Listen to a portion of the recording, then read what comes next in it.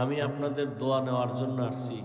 সেই কুয়াকাটা থেকে 2-3 দিন বাড়িতে ছিলাম, মা অসুস্থ, আবার মাহফিল ছিল, আবার সারাদিন আমরা 3 ভাই বোন, মা বাবা, আত্মীয় স্বজন নিয়ে একটু মহব্বতের বন্ধনে জরুরি কিছু আলাপ আলোচনা, মায়ের আবদার, বাবার আবদার, যে আমরা 3 ভাই আল্লাহর দেওয়া সম্পদ মিলেমিশে যেন দিনের খেদমত করতে পারি, মাঝখানে যেন কোনো শয়তান আমাদেরকে বিচ্ছিন্ন করতে না পারে, এ বিষয়ে কিছু জরুরি পরামর্শ। তো এই জন্য একটু দেরি হয়ে গেছে, আবার রাস্তায় একটু ঝামেলা।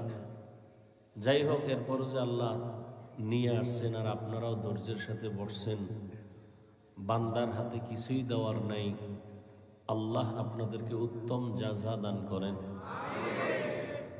আর আমরা ভাইরা যেন মিলেমিশে দিনের খেদমতের জন্য ইখলাসের সাথে চলতে পারি, সে তৌফিক আল্লাহ আমাদেরকে দান করেন। সমস্ত উলামায়ে কেরাম, বিশেষ করে মাঠে ময়দানে যারা কথা বলেন, রাত দিন মাঠে রাস্তায় দৌড়াচ্ছেন, কুয়াশা, অনেক অ্যাক্সিডেন্ট হয়, অনেক বড় বড় উলামায়ে কেরামে ময়দানে কাজ করতে গিয়ে রাস্তায় জীবন চলে গেছে। আল্লাহ সব উলামায়ে কেরামকে, বিশেষ করে আমাদের মাঠে ময়দানে যারা খেদমত করেন, বক্তা, সবাইকে আল্লাহ চলার পথে কুদরতের দ্বারা হেফাজত করেন। উলামায়ে কেরামের ইজ্জতকে আল্লাহ বেশি বেশি বাড়ায় দেন। যারা উলামায়ে কেরামের বিপরীত লাইনে চলে, আল্লাহ এদের হেদায়েত দান করেন। লিকুল্লি শাইইন মা'দিনুন ওয়া মা'দিনুত তাকওয়া কুলুবুল আরিফিন। ভালো ভালো জিনিস রাখার জন্য গোডাউন আছে, তাকওয়ার গোডাউন হলো আল্লাহর কিছু প্রিয় বান্দা, তাদের কলব। আরিফিন, আল্লাহর প্রিয় বান্দা। সবাই আমরা বান্দা, হিন্দু কার বান্দা, আমরা কার বান্দা, কিন্তু সবাই প্রিয় বান্দা না। সবাই মানুষ, কিন্তু সবাই মুমিন না। আবার সবাই মুমিন, কিন্তু সবাই কোরআনের ইলমওয়ালা না। আবার অনেক কোরআনের ইলমওয়ালা আছে, সবাই আমলওয়ালা না। আবার অনেক কোরআনের ইলম ও আমল আছে, তবে সবাই তাকওয়াওয়ালা না। আরে জমিনের মধ্যে তো গরুর অভাব নাই, সবই তো আল্লাহ বানাইছে, তবে সব গরু তো সমান না। কেমন কয় মুসা নবীর সাথে যেই গরুর সম্পর্ক, ওই গরু জান্নাতে যাবে।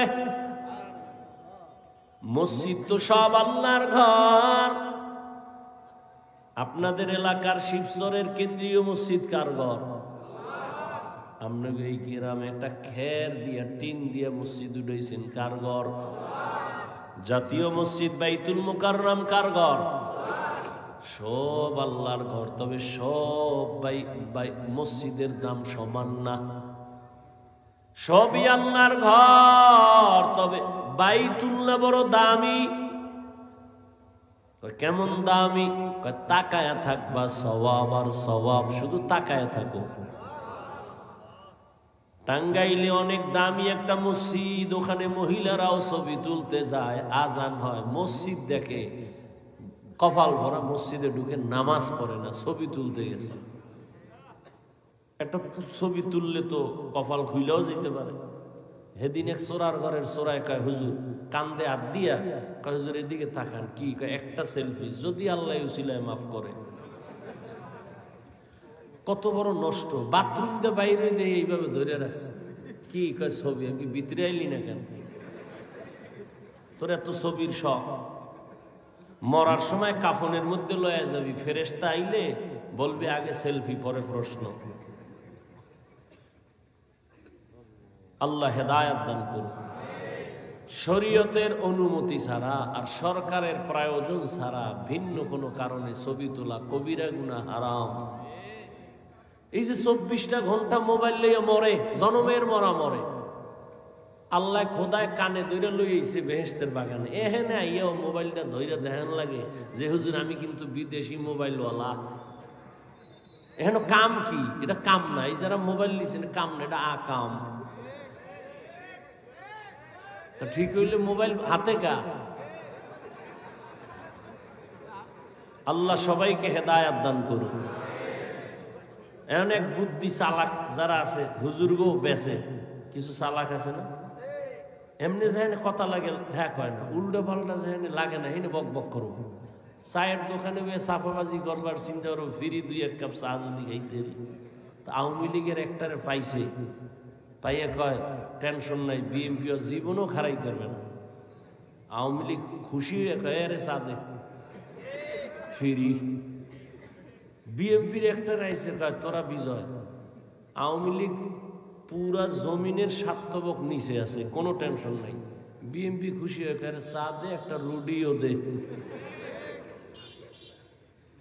এরকম চাপাবাজি কইরা ফিরি খায় আছে না কিছু মানুষ। ডাক্তার কইছে মিষ্টি খাওয়া হারাম, হে মিলাদুন নবীর জেলাপি খাইতে গেছে মসজিদে, যাইয়া গরম জেলাপি পাইয়া 1 প্যাকেট লইয়া বগলের ভিতরে হান দেয় আর সিফা দিয়ে আর একের ঢুকাই দিছে। আর একজনে পিছন দিয়ে তাকায় দেয়, আমি একটা পাইনো 2টা লয়ে টানে বগলেরটা ধরে টান দিছে। টান দিছে পরে লাগছে দুইজনে খিলাখিলি, আধা ঘন্টায় ধাক্কা ধাক্কিয়ে মসজিদে কেউ নেই, ওরা 2জন ছাড়া। জেলাপি পইরা পায়ের তলে ভর্তা, শেষমেশ কয় কই সব কয় গেছি গা। কয় তওবা করে এই মসজিদে আর আইয়া দরকার নাই। কে কয় জেলাপি যেহেতু পাই নাই মসজিদেরও দরকার নেই। অথচ তো ডাক্তার বলছে মিষ্টি খাওয়া কি হারাম, খাইলেই মরবি।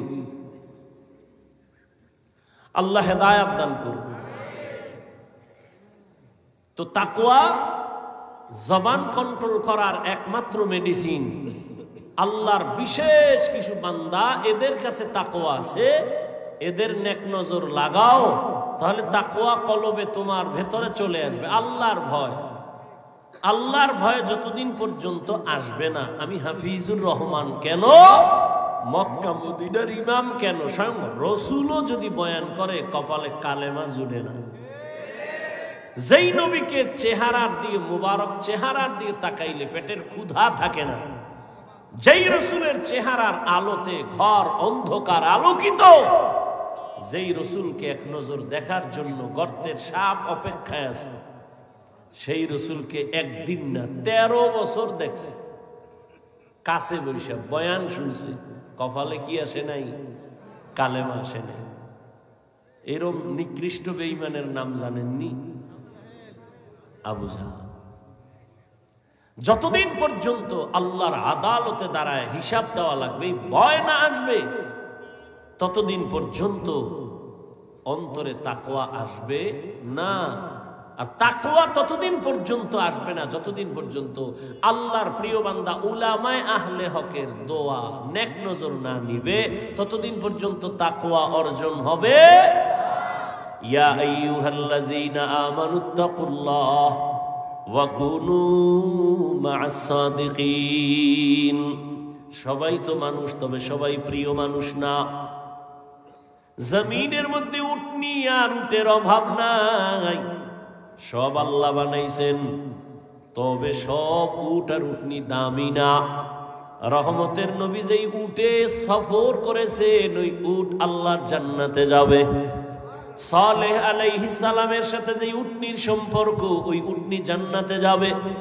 আপনার পাশে পিপিলিকা আছে না নাই? সব আল্লাহর বানানো, তবে সব পিপিলিকা সমান না। সুলাইমান নবীর সাথে যেই পিপিলিকার সম্পর্ক, ওই পিপিলিকা জান্নাতে যাবে।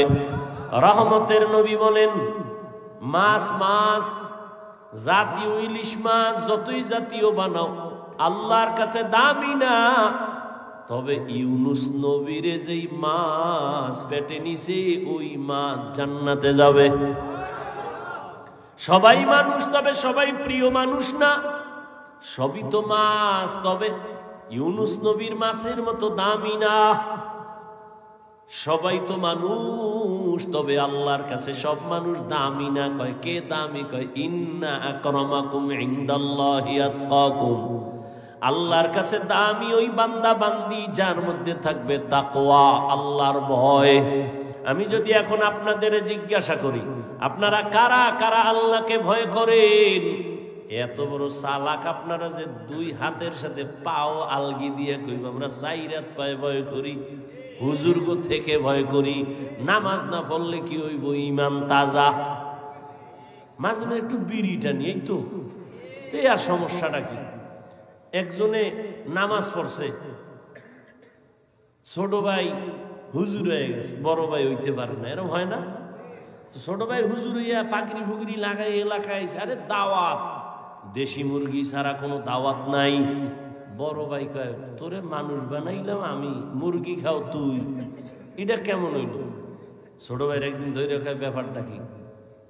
ছোট ভাই কয়, ভাই তুমিও এই দাওয়াত নেও, তবে একটা লম্বা জামা লাগাও, পাগড়ি লাগাও, আর ঠিক মতো নামাজ পড়ো। কয়দিন? কয় 40 দিন। তাহলে তুমিও দাওয়াত পাইবা, সম্মান হবে, টাকা পয়সাও পাবা। কেউ না দিলে আমি দেবো, হাদিয়াও তো আছে, দেশি মুরগি খাওয়ান, আবার হাদিয়াও আছে। এরপর আবার মাফ চায়, হুজুর মনের মতো আপনার খেদমত করতে পারি না, মাফ করে দিন। আহ, কত সম্মান আল্লাহ দিছেন কোরআনের বরকতে। বড় ভাই ছোট ভাইয়ের বুদ্ধি লইয়া যে দাওয়াতটা যা 2-1 দিন পাই, কিন্তু টাকাটা তো পাবো অনেক, মানুষে না দিলেও ছোট ভাই দিবে, কামাই করতেছে। 40 দিন নামাজ পড়া ছোট ভাইয়ের টাকা দে। ছোট ভাই কয়, তুমি 40 দিন পড়ছো নামাজ? কথা নামাজ পড়লে তো টাকার লোভ থাকার কথা না। বড় ভাই কিরকম একটা প্যাঁচ লাগাবে আমি আগেই বুঝছি, এই জন্য যতটি নামাজ পড়ছি একবার ওযু করিনি।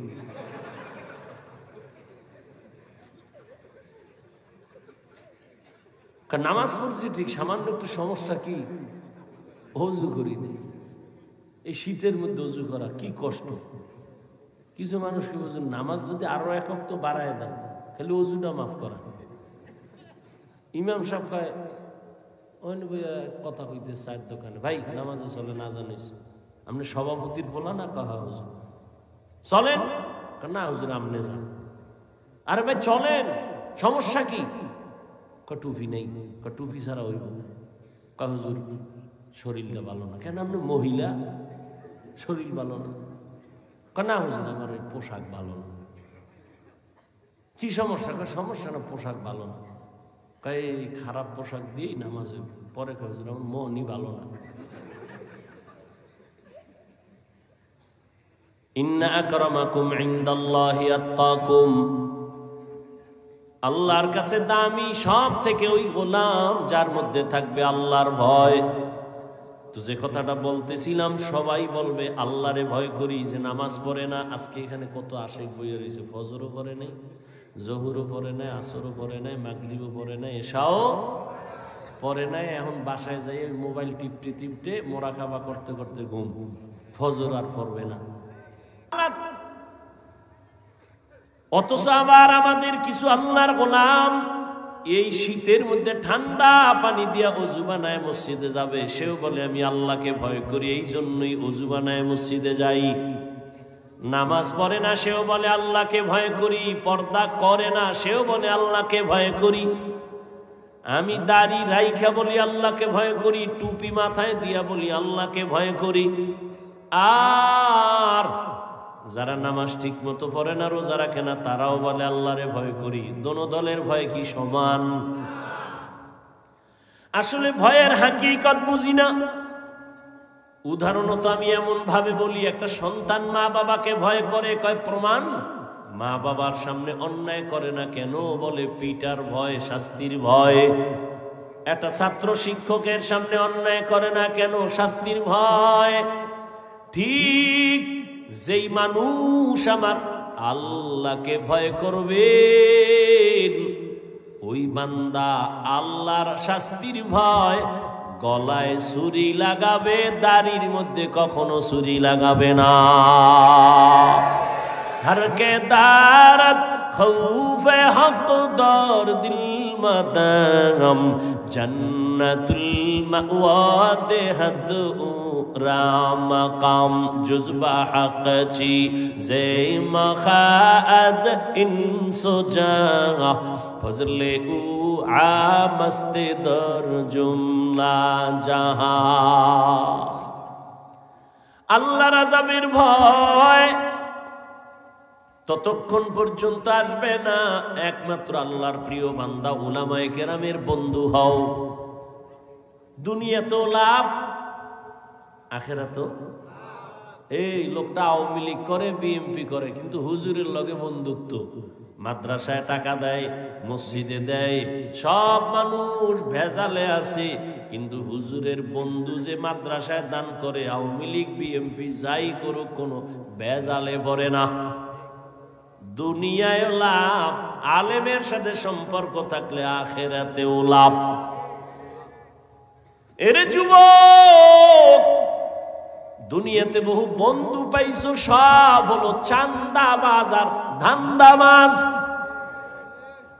জীবনে তোমার কলিজার একমাত্র আপন বন্ধু উলামায়ে কেরাম। তুমি যারে ভালোবাসো, এ কত বড় স্বার্থপর। স্বার্থে আঘাত লাগলে দল থেকে নাম কাটবে না, কল্লা কাটবে। একই দলের মানুষ, কিতে স্বার্থে আঘাত লাগছে, এক গ্রুপ হইয়া আর এক গ্রুপের মেরে ফেলাইছে। এই ঘটনা ইন্ডিয়ার, নামকে সোনার বাংলা। হ্যাঁ, সোনার বাংলার তাজা খবর। কিন্তু উলামায়ে কেরামের জীবনে 1 টাকা দিয়া সহযোগিতা করো না। ইমাম সাহেব মসজিদে আছে, বেতন দেয় 7,000, গ্রাম এলাকা আরো কম, শহরে একটু বেশি 10,000, আবার 6 মাস বাকি। এরপর আবার ইমামের রিমান্ডে রাখে। রিক্সাওয়ালাও একক তো নামাজে না থাকলে, হুজুর গেছিলেন কই? ইমাম সাহেব কে তুমি? আমি রিক্সার ড্রাইভার। এত পাওয়ার? 5 টাকা মাসে বেতন দেই। পাওয়ার মানে? এরপরে ইমাম সাহেব কাউকে গালি দেয় না, বরদোয়া করে না, কারোর সামনে খারাপ আচরণ করে না, আর সব স্বার্থপর। স্বার্থে আঘাত লাগলে মোবাইল থেকে নাম্বার বন্ধ করে দেয়। এরে নবীর আশিক, এই উলামায়ে কেরাম এই জাতিকে নিয়ে যেই পরিমাণ ভাবনাটা ভাবেন, আল্লাহর কসম এই ভাবনা আর কেউ ভাবে না। সবাই ভাবে নিজের চেয়ার কেমনে ঠিক রাখবো, নিজের দল কেমনে বড় করবো, ঠিক নি? কিন্তু ওলামায়ে কেরাম নিজের মাইয়া, নিজের ফোলা, নিজের বউ, নিজের পরিবার নিয়ে ভাবে না, উম্মত নিয়ে ভাবে। এই কারণে জীবন বাজি রেখা ছাত্র জনতার বৈষম্য বিরোধী আন্দোলনে ছাত্ররাও নামছে, ওলামায়ে কেরাম যখন নামছেন সফলতার চাঁদ উঠছে। হুজুরেরা ক্ষমতার জন্য নামছে?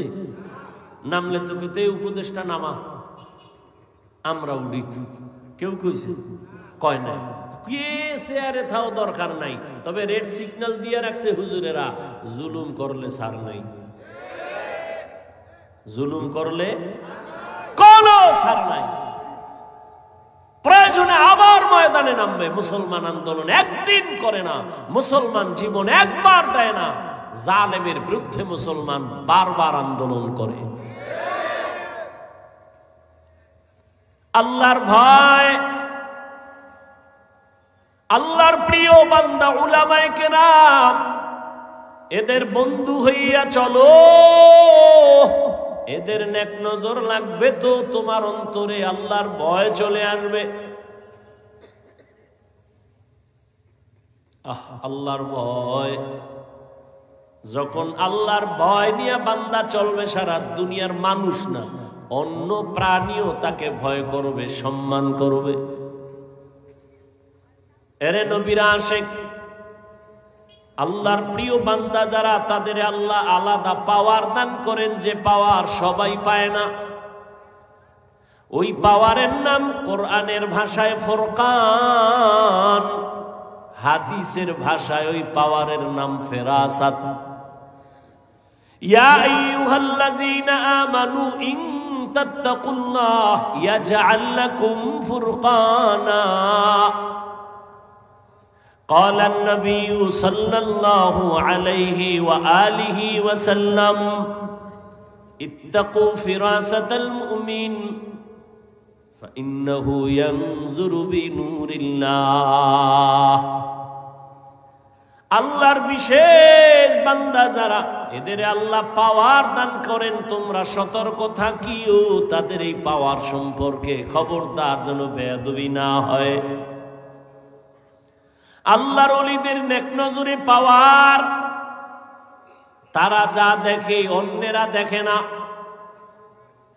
উজানির জমিন, চাঁদপুর জেলার কচুয়া থানা, কারি ইব্রাহিম রহমাতুল্লাহ আলাইহি রশিদ আহমদ গঙ্গোহীর খলিফা